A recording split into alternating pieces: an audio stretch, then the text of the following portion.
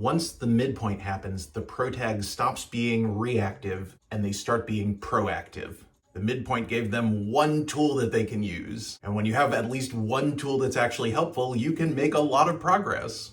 So in the second half of Act 2, in sequences 5 and 6, the protagonist goes back to trial and error, but this time they succeed more than they fail. The way that they're supposed to behave in the after starts becoming their muscle memory. So that's what the protagonist is up to in sequences 5 and 6.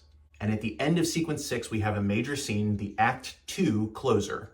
In the Act 2 closer, the protag gets sucker punched by their before. Because even though the protags made a ton of progress getting to their after, they're still not done grieving the loss of their old status quo. Some big emotional part of them is still clinging to the before. So whatever the protagonist is going to miss most about the before, whatever means the most to them, the antagonism hits the protagonist with that in the Act 2 closer. And that sucker punch pulls the plug on the protagonist. They're demoralized. They're incapacitated.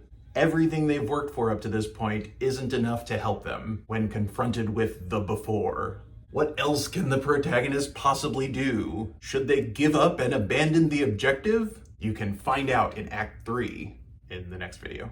But before you scroll down, you may have noticed that when I described the second half of Act 2, the part where the protag becomes proactive, I kind of lumped sequences 5 and 6 together. This is because sequence 6 is really hard to define.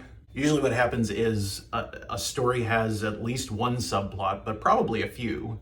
And the closer you get to the end of Act 2, the more you want all of the characters kind of in the same place. You want all of the plot lines to be escalating so that when you get to Act 3, all the characters can be together and interacting and paying off everything you set up and blowing up the Death Star and resolving the story together. So sequences 1 through 4, from the audience's first impression to the midpoint, most of the scenes are probably going to be about your protagonist, unless you're writing an ensemble piece. But by sequence 5, and especially sequence 6, often you see less of the protagonist and more of the supporting cast. The scenes get chopped up more evenly.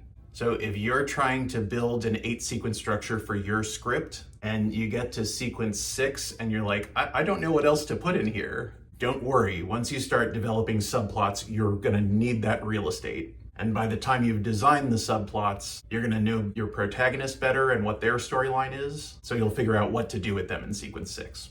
You don't wanna know how long I've been researching sequence 6. Only to come up with, it's real estate, you'll use it later. They can't all be winners.